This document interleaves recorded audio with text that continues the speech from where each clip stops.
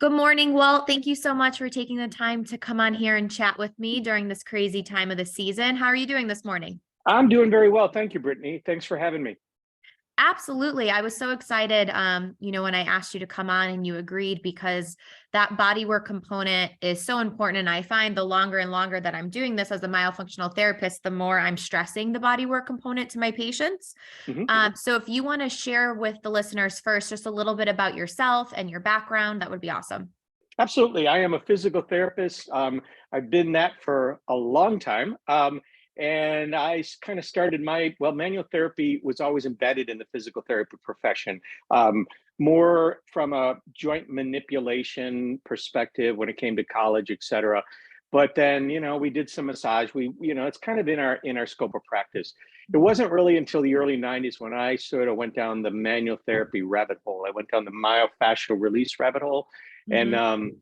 kind of got really I got really wedged at the bottom of that rabbit hole. I really enjoyed the work. I really appreciated the explanation and the narrative, and I was a classic post hoc fallacy believer, in that told me a story about fascia and its underappreciated qualities, both in terms of problems as well as intervention. And you know what? I saw that the work worked with Mhm. people and their pain and their other problems, and I really fell for the whole story. And it wasn't until much more recently that I really kind of got myself out of that rabbit hole and started looking around and see that there's so many reasons why touch-based interventions work beyond those single stories of it's all about your fascia, or it's all about the muscle tension, or it's all these single stories that people relate to us, that we basically buy because the work works. And the it took me a long time to get out of that, but now I'm in recovery from myofascial release, one might say. But ever since, I guess it's been about the past 10 years that I've really been looking at this work that I do and teach from more a broader base of perspectives, explanations, et cetera. And that's how now I teach this work, and I believe this work works. And I still get people coming to my workshops saying, I want to learn all about fascia. And it's like, okay, go somewhere else then, because I'm not going to teach you about it. My work my work resembles myofascial release in that it's the slow kind of quality of that at least a certain style of myofascial release is. Mhm. But I have a real realistic outlook when it comes to touching a person, that I can't touch anything except their skin, Mhm. and anything else that we claim to be able to impact, whether it's posture, whether it's strength, whether it's awareness, whether it's tone, all of those are relative conjectures when it comes to looking at physiology, neurophysiology. And I try to keep that in mind. It's like, can we keep this simple? And I could talk about more of that simplicity as we go along, but I let's see, the rest about me. I have a practice here in upstate New York where I see patients part-time. I travel and teach a lot, Mhm. and that's been consuming me. I've got a book coming out in hopefully March, knock on wood, on Oh, this work, etc. And yep, lots of good things, and I'm really enjoying this work. So, and actually, my inclusion in the myofunctional community has been a much newer one, and it's been, I kind of, myofunctional therapists have sort of trickled into my workshops for the past 6 or 7 years, and it's not till more recent that I've been included on, been blessed to be part of podcasts like yours, Brittany, and be able to share this work with, another community of practitioners. now, do you have a network of myofunctional therapists in your area that you work with, or are you familiar with them just from coming to your workshops? I guess what I'm Mhm. trying to get to is, everybody always wants to understand, and of course, it's hard to do this because everybody's a snowflake, everybody's so different, but some Mhm. kind of protocol as to, they're working with us obviously pre-release, for that pre-operative therapy. Yeah. The question a lot of people ask is, well, how many times do I have to go for the manual therapy? Mhm. And I'm sure, I'm going to have you answer that, but in my mind, I'm probably like, that's probably a difficult question to answer because it really depends on the patient and their body. Yeah. So to get to for your first question, yeah, there's a couple of myofunctional therapists in this area that I kind of work indirectly with. In terms of protocols, you know, when I teach a live class, one of the first things I tell the learners in that workshop is what they're not going to like about my class, what they're really going to struggle with, what's really going to irritate them. And I'll get to the protocol in a second. The first one that irritates people the most is the lack of a target, the lack of a defined pathology that we're supposed to be working on and with to create a change, right? Because in fascial work, it was the fascial restriction. You know, in trigger point work, we need to remediate the trigger point.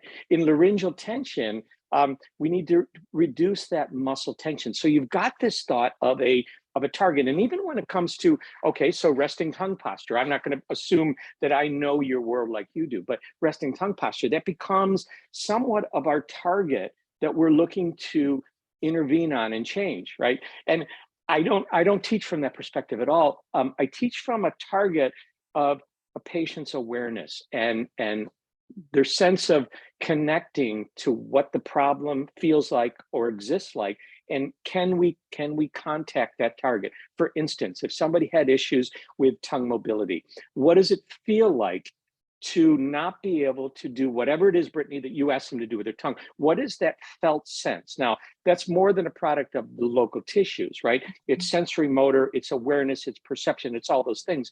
And I try to really get them to open up to when you try to do whatever it is that you're trying to do with your tongue and you can't do that, can you describe that feeling? Now, it almost sounds like I'm going to psychotherapy because that feeling could be, well, it hurts, or that feeling could be, I'm frustrated, I'm sad, whatever that is, right?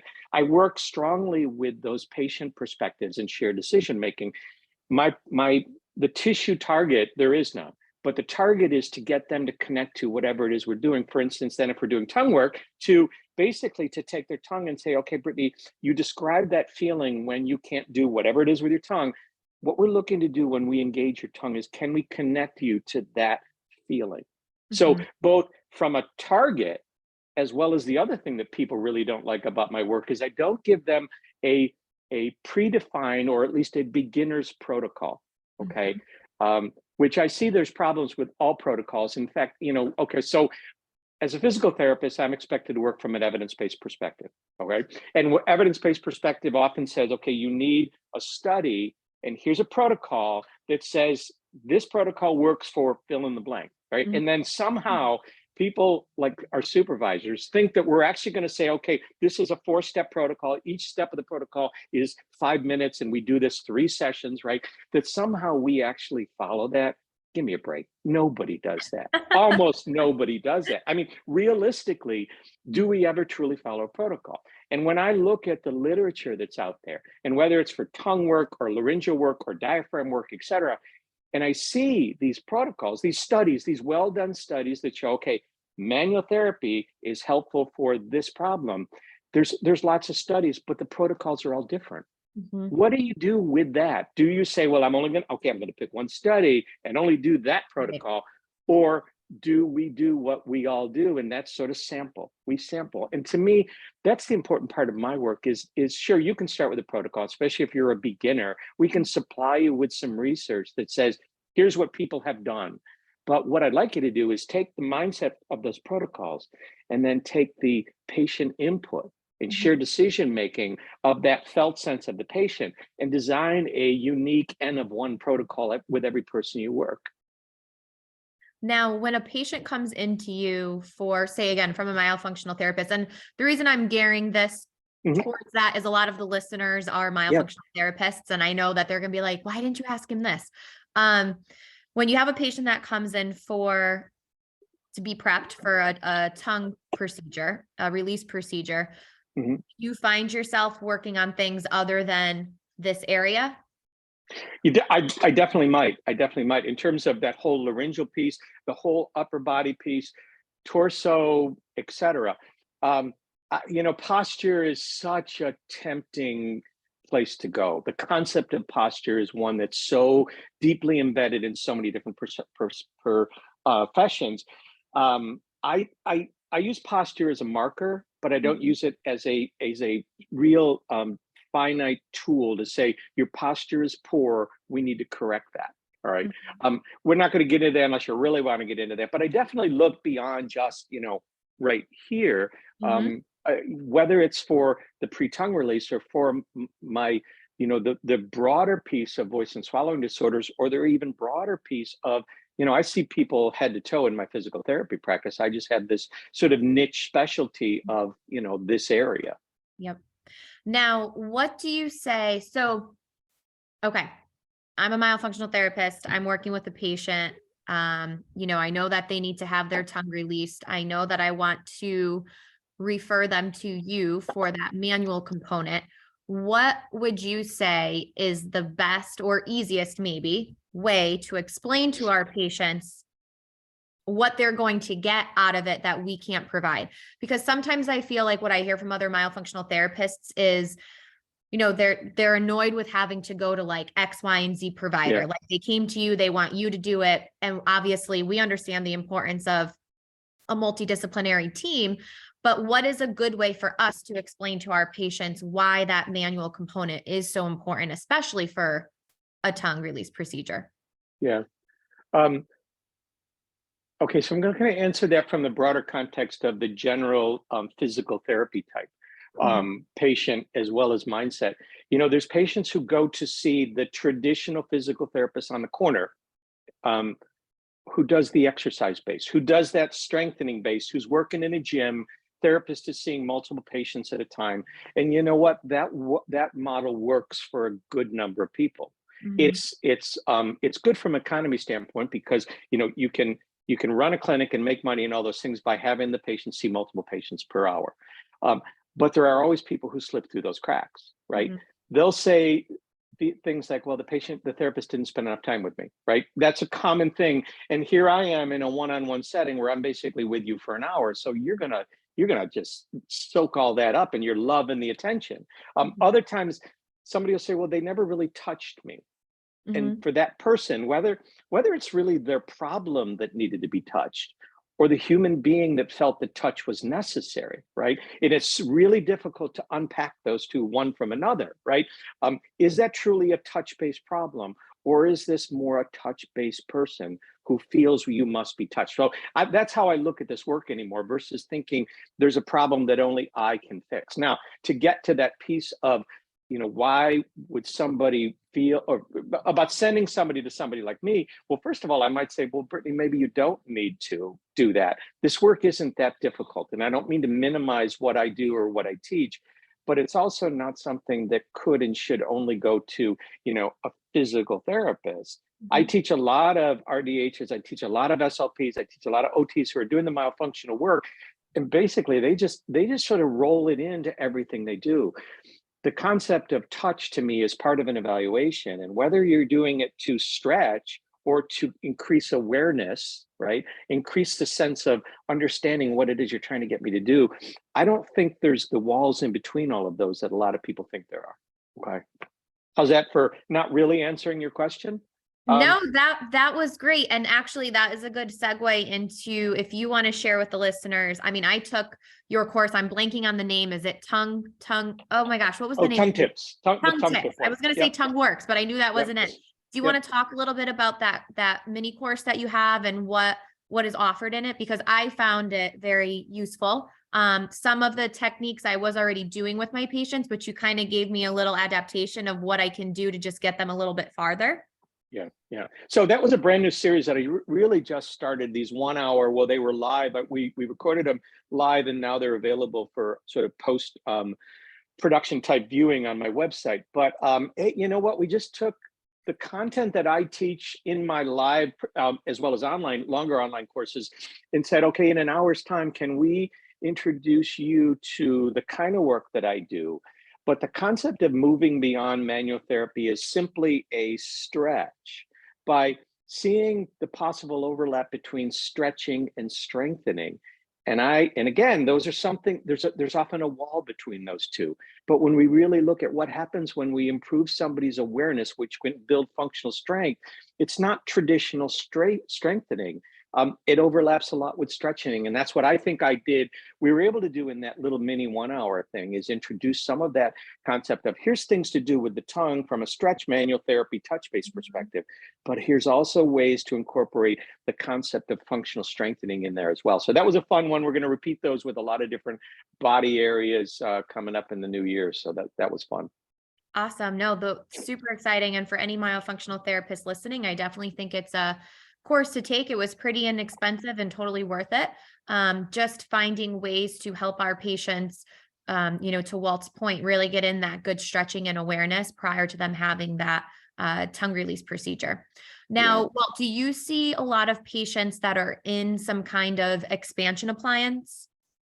In my practice, no. I like to be totally transparent. No, I see just the smallest little sliver of your very, deep and broad type of patient profile. It's more or less hanging out with you guys, whether it's hanging out with you guys in a class that I'm teaching or online like this, or, even through engagement on Facebook that I belong to a lot of your groups, that I learn more and more about your profession.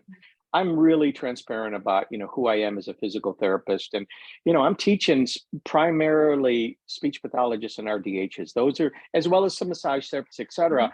And I just talk about, I'm here to build a bridge. Let's meet in the middle of this bridge. Let me hand this off to you, Brittny, and say, here's some ideas on how you might be able to add or change or modify what you're doing. Now take it back and make it your own, instead of everybody's got to practice my protocol to call it Walt Fritz work, So no, I don't see those challenges on a daily basis that you are using. And you know what? I learn just as much from hanging out with you, maybe, as you learn from hanging out from me, which I think is pretty cool. Now, okay, so I have two questions. My first question, I guess, would be, what about patients with TMD? Do you see that a lot in your population? Yep, that I see a fair amount. Yep. Okay. And since, I guess, having this connection to the myo world, do you look at those TMD patients differently? I had spoken to another, physical therapist on my podcast, and she went on to take a myofunctional therapy course herself. And she said how she wishes every jaw, pain patient that came in prior, if she could see them again, so that she can do a tethered oral tissues evaluation to test them to see if there is some kind of restriction there, because it wasn't something that she really was trained to look at before. But now moving forward, as she's taken these courses, she's noticing a lot of correlation between TMD and tethered oral tissues. Yeah. So I'm probably less enlightened than her in terms of that spark going off and seeing that connection. But yet, I'm going to repeat what I just said. I learn so much from when I teach. I learn so much from you, in terms of how those connections are often seen. There's this definitive pathway that TMD and tethered oral tissues are linked, or is it part of the language that we learn that sees a link? You know what I mean by that?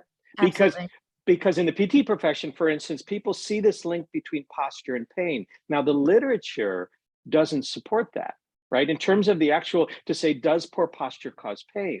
But yet when we see somebody with a postural issue and a certain pain issue, we sort of align that correlation and say, I can do something to help that person. And trust me, and please believe me, I'm not trying to minimize what you just said or say that those links aren't accurate. Oh, of course. But it's so interesting the way that we can begin to see connections and correlations that where other people don't. I have a lot of more traditional TMD, TMJ type patients in my clinic.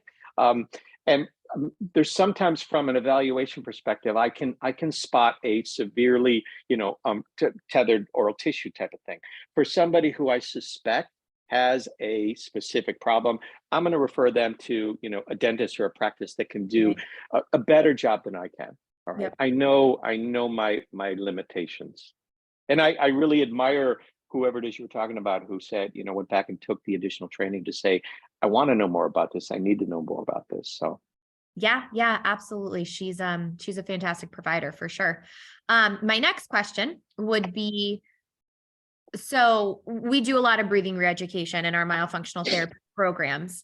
Now, what types of, how do I want to say this? What types of therapies on your end would you do to help strengthen somebody's diaphragm? Now, I guess the point I'm getting at is I want you to talk about how, like, it's not just the diaphragm, like it's the muscle surrounding.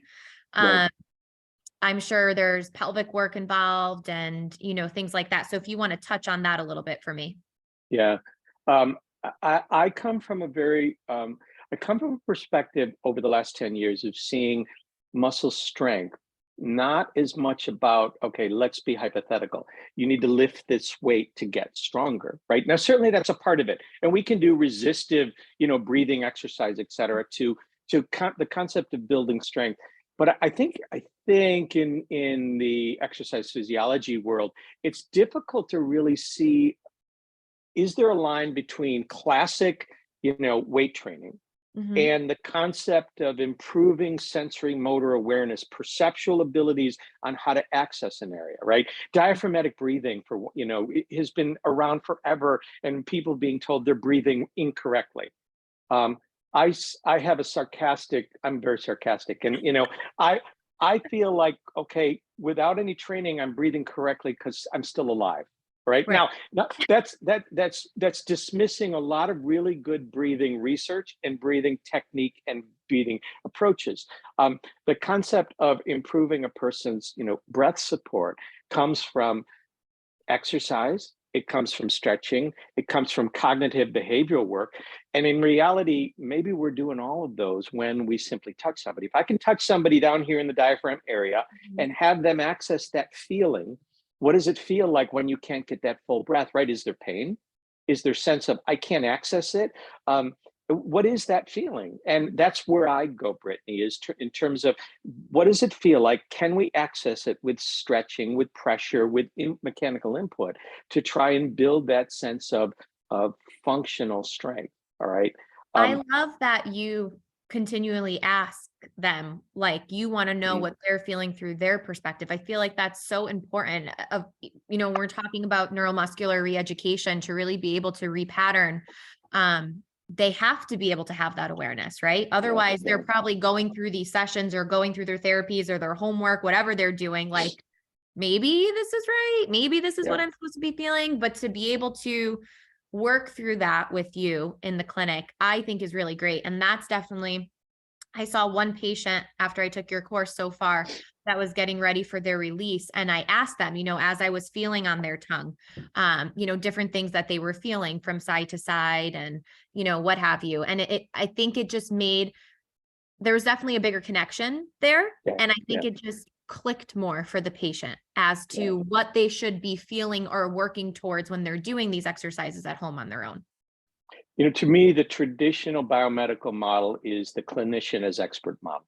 The clinician, we've got education, we've got training, we've got experience, we've got know-how, and the patient knows very little. So they come to us really seeking our input. And with the clinician as expert model, we're really good at saying, here's what's wrong with you, and here's Mhm. what would be best for you. Now, that model works. Don't get me wrong. It has worked. It worked for me for decades. It works for most people. But yet, here's this parallel thing happening in the health and medical community of shared decision making, of allowing the patient more input, not just in terms of, do I want chemo or do I not want chemo? Those sorts of shared decision making. But I'm seeing it come up in most of the therapeutic literature as shared decision making is a necessary aspect of the work we should be doing. And to me, this is how I embody how I teach and how I treat is I tell people, you know what, I don't, sometimes I'll actually say this if they say, well, I don't know what's wrong with me. I don't know what to say. And I'll say, you know what, I know a lot. I've learned a lot, but I don't know what you're feeling or what you're fearing or what you're hoping for or what you're expecting until you become a part of this. And I seek inequality, if at all possible, of decision making. And it's never in any relationship, it's never equal all the time. But I look for a balance. Okay. I'll say to you, Brittany, to me, this feels a little grumpy. This feels a little thick and tight. But what do you think? Mhm. Because a lot of times what I think is important is not what your experience tells you. All right. So I look to balance those out. And I just think that's probably one thing that if I leave my mark on this at all is trying to get the clinician to step back from thinking that they know what to do. Mhm. We have ideas of what might be important, but how about handing it off to them and allow them to choose to? And I think whether it's a manual therapy type of input or exercise input, I use shared decision making in my exercise prescription too, moving away from those lame physical therapy exercise sheets or whatever to say, here's what you do for a frozen shoulder, right? I still might start with that, but then we move into there and say, okay, patient, if that's not really getting that sense of we're doing anything, what do we need to do to that exercise to make it more person-centered for you?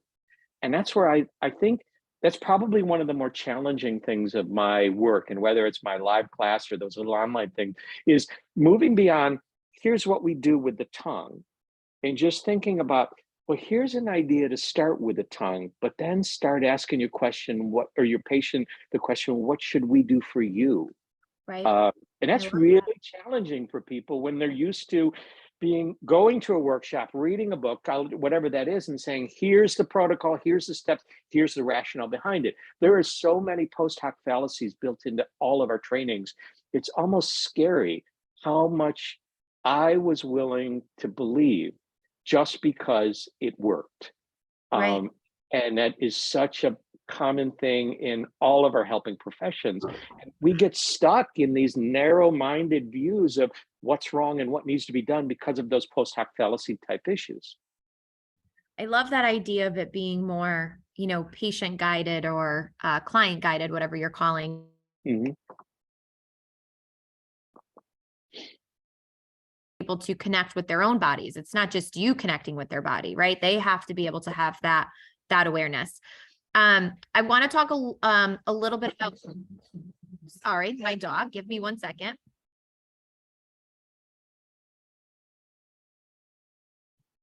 I knew he was going to do that today. But anyway, so more about posture now. Again, posture, to your point, is just so multifactorial and a kind of a hard topic to talk about.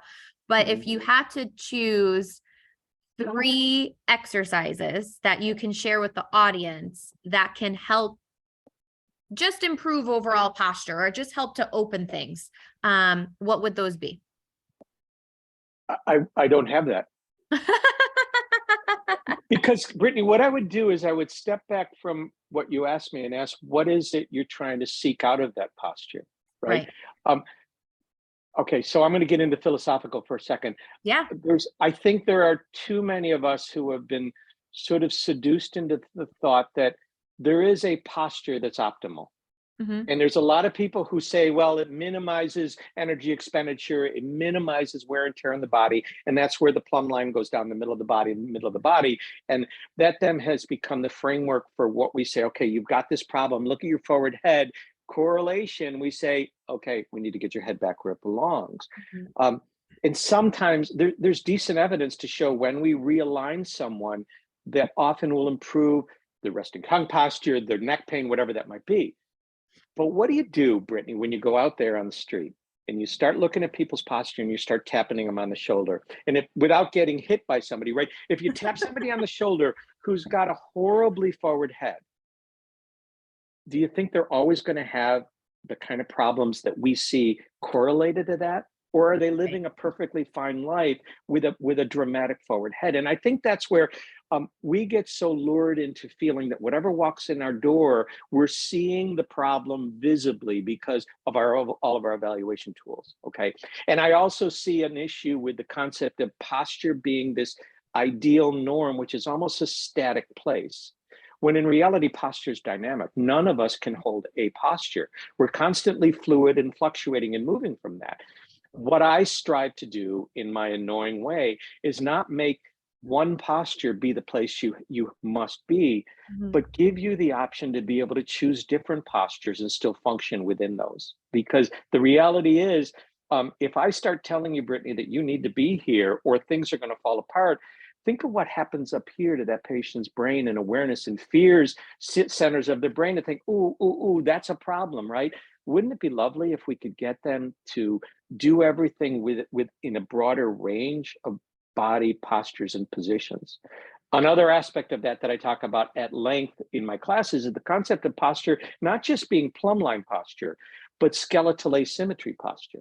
All right. And skeletal asymmetry, from my myofascial release background, was one of the things we always targeted. Oh, their shoulders high. We need to get that shoulder down. Their neck is rotated at rest. We need to bring that neck into midline.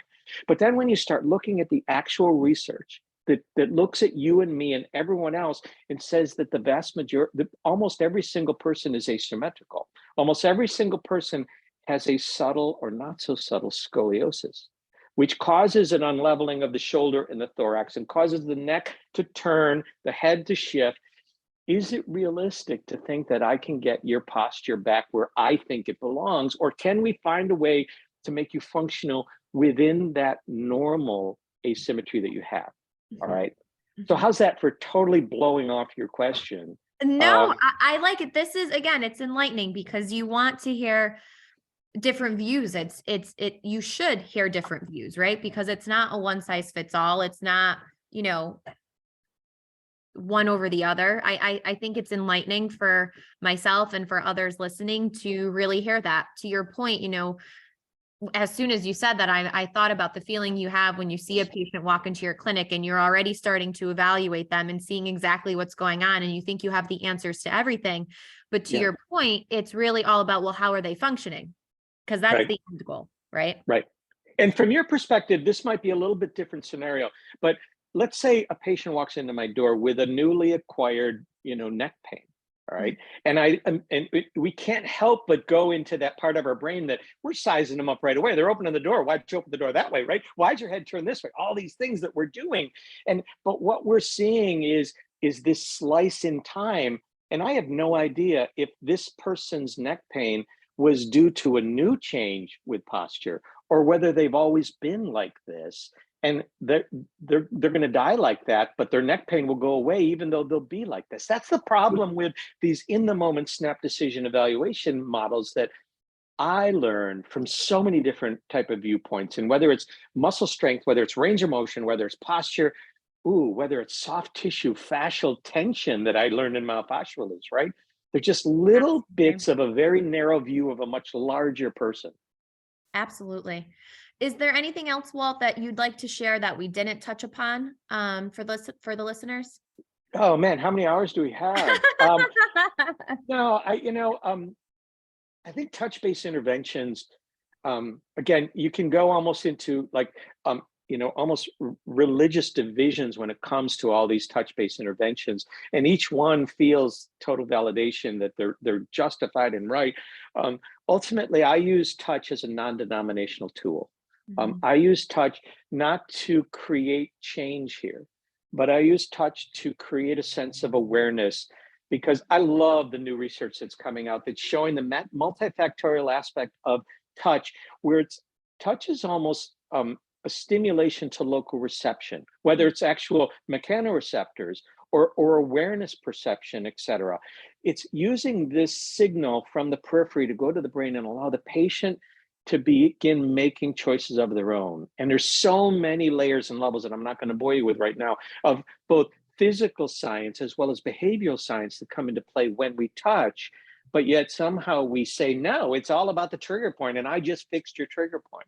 So my end point in this is that, can you sort of use your touch certainly as an evaluation tool, but also as an awareness tool? Because if you can bring awareness to an area, you may be able to influence outcomes, function and dysfunction, simply by bringing awareness to that area.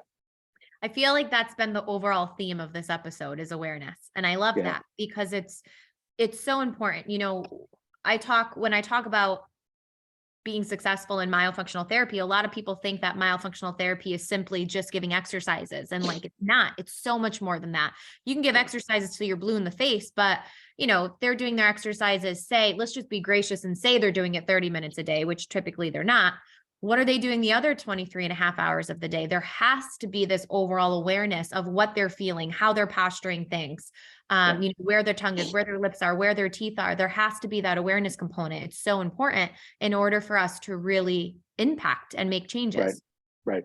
You know, in that tongue tips little mini course that you took, we talked about that. You know, when I walked around the room in a class real recently and someone was doing my technique incorrectly, and I immediately said, that's wrong, but I love that, right? Uh-huh. That sense of what she did was open a door for me where, okay, so we basically we're doing, so I was teaching some sublingual, some base of tongue, floor of mouth type work. We're going in and we're doing a little pinch awareness, Mhm. stretching, but she had her thumb on top of the tongue. And it's like, no, that's totally wrong. But the more I thought about it, the more we talked about it, the more I felt it on myself and did it to others. And actually having them with my thumb back there and moving side to side and having them purposefully try and push up on my tongue, maybe one could really stretch the point, no pun intended, and say that's strengthening, right? Yep. But if they lack the ability to even have for you to get their tongue to do what you're asking, can you give that little bit of input over the tongue and say, Mhm. now push up? Mhm. From a very, a broad perspective. Now push up and now push to the side or move your thumb to the side and get lateralization. That Mhm. was such an interesting awareness for me because in a way I'm still doing my manual therapy type work where we're quote unquote stretching, but we're also probably building a lot of functional strength as well. And I just think that with those concepts in mind, you could probably take a lot of what you do Mhm. by adding then patient input and giving touch not only to strengthen but to stretch and all those things, and just sort of broaden the playing field a little bit to give them a better sense of what is it that Brittany's asking me to do. Well, here, push up against my thumb, and Mhm. maybe you can get a better idea about that. Absolutely. And being open to listening to patients or your students. And, some people, I feel like they get so, I don't want to say obsessed, but kind of obsessed with like what they learned is doctrine. Like it is Bible. There is no going away from that. This is it. Anything else besides that is wrong. Absolutely not. And for you to, of course, you're going to first notice like, well, that's not what I'm teaching. But then you're looking further and you're open and you're listening and you're feeling and you try it on yourself. Like, again, in the end, our goal is to help our patients to maximize their function, to give them, optimal function. So just keeping an open mind and learning from each other is amazing. It is. And I know that, when clinicians take my work and go back to the clinic, I doubt if there's one who's actually practicing exactly like I do. I don't want you to Right. do that. I Right. want you to, we sample. How many continuing ed classes have you taken in your life? And I've taken a lot, right? Where you've literally not used one bit of that because it just didn't resonate. And Yep. what I hope is the work that I teach is to say, okay, you may not embrace this whole broad, fuzzy logic type of approach that I have with my patients, but the concept of elevating your patient's input Mhm. in shared decision making. If you do nothing from my work, but except do that, I think that we've kind of won the day because that's Absolutely. really what this is about. So, Absolutely. yeah, Thank you, Walt, so much for coming on. You shared such insightful information and, you're a wealth of knowledge. So we truly appreciate that. Um, and thank you again. The listeners, thank you. I thank you. And I hope you have a happy new year. thank you. Thanks for having me here. Take care.